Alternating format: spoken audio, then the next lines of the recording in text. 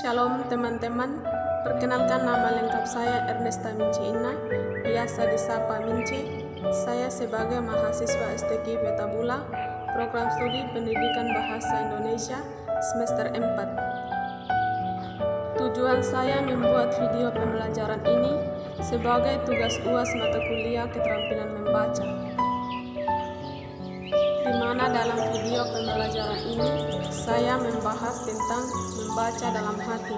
Nah, dalam membaca dalam hati ada beberapa tema yang saya bahas, yaitu 1. Pengertian membaca dalam hati. Yang kedua, tujuan membaca dalam hati. Yang ketiga, manfaat membaca dalam hati. Yang keempat, keterampilan yang dituntut dalam membaca dalam hati. Untuk itu kita lihat satu persatu, yaitu topik yang pertama, pengertian membaca dalam hati. Membaca dalam hati adalah teknik membaca dengan tidak mengeluarkan kata-kata atau suara, tanpa gerakan kepala, dan hanya dituntut pada kecepatan mata dalam membaca agar kita dapat memahami isi bacaan dengan baik. Artinya teman-teman, ketika kita membaca sebuah teks bacaan, kita hanya menggunakan kecepatan mata dalam membaca agar kita dapat memahami isi bacaan tersebut. Topik yang kedua, tujuan membaca dalam hati. Tujuan membaca dalam hati yaitu 1. Berkonsentrasi fisik dan mental. Nah, yang dimaksud dengan berkonsentrasi fisik dan mental di sini yaitu pada saat kita membaca sebuah buku, kita dapat melatih otak kita untuk lebih fokus dan berkonsentrasi pada apa yang kita baca. Yang kedua, membaca secepat-cepatnya. Nah, yang dimaksud dengan membaca secepat-cepatnya di sini, ketika kita membaca cepat, tidak sekedar membaca begitu saja, tetapi juga bertujuan untuk mendapatkan informasi sesuai yang diinginkan tanpa harus membaca secara menyeluruh isi bacaan tersebut. Yang ketiga, memahami isi. Nah, yang dimaksud dengan memahami isi di sini yaitu ketika kita membaca sebuah teks, kita harus membaca dengan cermat dan teliti agar bahan bacaan yang kita baca dapat dipahami dan dimengerti. Yang keempat, menghayati isi. Nah, yang dimaksud menghayati isi di sini yaitu ketika kita membaca sebuah lagu, kita harus memahami atau menghayati isi dari lagu tersebut dan mengekspresikan lagu tertentu sesuai isi lagu tersebut. Topik yang ketiga, manfaat membaca dalam hati.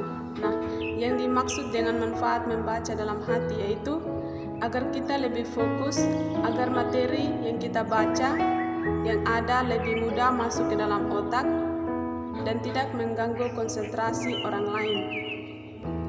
Topik yang keempat, keterampilan yang dituntut dalam membaca dalam hati. Yang pertama, keterampilan membaca dalam hati untuk kelas 1 SD.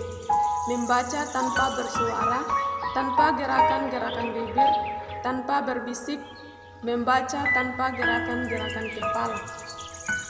Yang kedua, keterampilan membaca dalam hati untuk kelas 2 SD. Membaca tanpa gerakan-gerakan bibir atau kepala, membaca lebih cepat secara dalam hati tinimbang secara bersama. Yang ketiga, keterampilan membaca dalam hati untuk kelas 3 SD. Membaca dalam hati tanpa menunjuk-nunjuk dengan jari, tanpa gerakan bibir. Membaca bahan bacaan yang dibaca secara diam atau secara dalam hati. Yang keempat, keterampilan membaca dalam hati untuk kelas 4 SD. Mengerti serta memahami bahan bacaan pada tingkat dasar kecepatan mata dalam membaca 3 kata per detik. Yang kelima, keterampilan membaca dalam hati untuk kelas 5 SD. 1. Membaca dalam hati jauh lebih cepat tinimbang membaca bersuara. Yang kedua, membaca dengan pemahaman yang baik. Yang keenam, keterampilan membaca dalam hati untuk kelas 6 SD. 1. Membaca tanpa gerakan-gerakan bibir, tanpa koma kamik. Yang kedua, dapat menyesuaikan kecepatan membaca dengan tingkat kesukaran yang terdapat dalam bacaan. Itu saja yang dapat saya sampaikan.